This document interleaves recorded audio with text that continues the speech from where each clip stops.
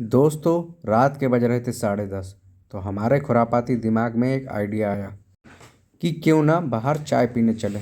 लेकिन जब बाहर झांक के देखा तो ठंड औकात से ज़्यादा पड़ रही थी। तो हमने उठाया एक डबल बेड का कंबल और निकल गए बाहर की तरफ। जैसे ही जीटी रोड पर पहुंचे तो पोल्स की गाड़ी को देख के हमारी गाड़ी की रफ्तार हो गई कम। हम फिर धीरे धीरे आगे की तरफ बढ़े।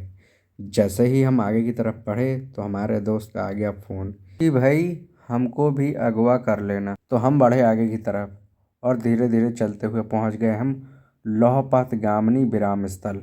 दोस्त की गाड़ी हो चुकी थी लेट।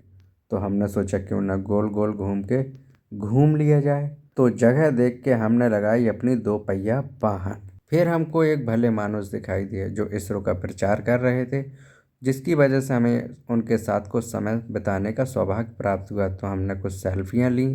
वहीं बगल पे देखा कि हमने भारत के वीर सपूत थे, जिनमें से एक बंदूक दिखा के कह रहे थे जल्दी वहाँ से हटो। थोड़ी देर के बाद हम पहुंचे चाय की टपरी पे। तब तक हमारा दोस्त आ चुका था। तो हमने देखा यहाँ पे गर्म पेय मिलना बहुत मुश्किल है। वहीं पे एक अमूल दूध वाली गाय खड़ी हुई थी, जिसको भला मानुस सहला रहा था।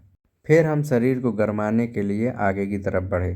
तो हमने देखा कि रोड के किनारे एक साइड पे आग जल रही थी, जिससे सभी लोग अपनी ठंड भगा रहे थे और अपना शरीर को गर्म कर रहे थे। बगल में ही दुग्ध जल मिश्रित शर्करा युक्त पर्वती बूटी मिल रही थी। तो हमने सभी लोगों ने कुल्हड़ लिए, जिसको पी के हमने अपना शरीर गरमाया और अपने शरीर की सर्दी को दूर किया।